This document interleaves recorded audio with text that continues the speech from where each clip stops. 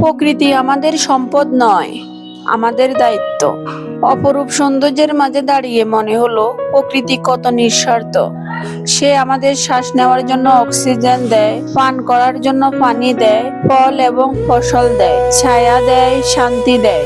আমরা ক্লান্ত হলে প্রকৃতির কাছে ফিরে আসি। পাহাড়ের সবুজ, লেকের স্বচ্ছ জল আর নির্মল বাতাস আমাদের মনে নতুন প্রাণের সঞ্চার করে। কিন্তু কখনো কি ভেবে দেখেছি আমরা প্রকৃতির জন্য কি করছি? ভ্রমণে গিয়ে অনেকে প্লাস্টিকের বোতল, খাবারের প্যাকেট, চিপসের প্যাকেট কিংবা অন্যান্য আবর্জনা ফেলে আসি। একটি ছোট অসচেতনতার বছরের পর বছর প্রকৃতির ক্ষতি করে। যে সৌন্দর্য দেখতে আমরা দূর দূরান্ত থেকে ছুটে আসি, সেই সৌন্দর্য নষ্ট করার অধিকার আমাদের নেই। পরিবেশ রক্ষা শুধু সরকার, প্রশাসন বা কোনো সংস্থার একার কাজ নয়, এটি আমার, আপনার, আমাদের সবার দায়িত্ব।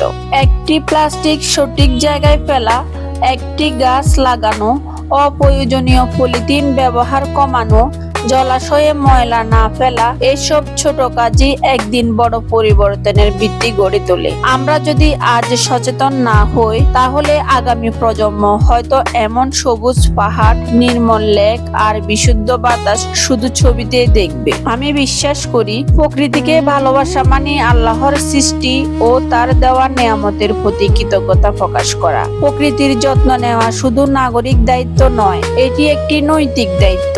আজ মহামায়া লেকের সৌন্দর্য আমাকে আবার মনে করিয়ে দিল, পৃথিবী আমাদের কাছে চিরস্থায়ী নয়, আমরা এখানে অতিথি। কিন্তু আমাদের কাজের প্রভাব থেকে যাবে আগামী প্রজন্মের জন্য।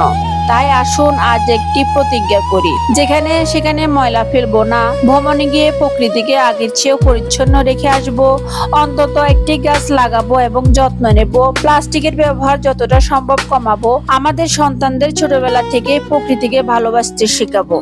একটি পরিচ্ছন্ন পরিবেশ মানে শুধু সুন্দর দৃশ্য নয়, এটি সুস্থ জীবন, নিরাপদ ভবিষ্যৎ এবং আগামী প্রজন্মের প্রতি আমাদের সবচেয়ে বড় উপহার। আসুন আমরা এমন একটি পৃথিবী রেখে যাই, যেখানে সবুজ থাকবে, নির্মল বাতাস থাকবে, নদী, লেক থাকবে প্রাণবন্ত, আর মানুষের হৃদয়ে প্রকৃতির প্রতি সত্যিকারের ভালোবাসা থাকবে। প্রকৃতি বাঁচলে মানুষ বাঁচবে, প্রকৃতি হাসলে ভবিষ্যৎ হাসবে।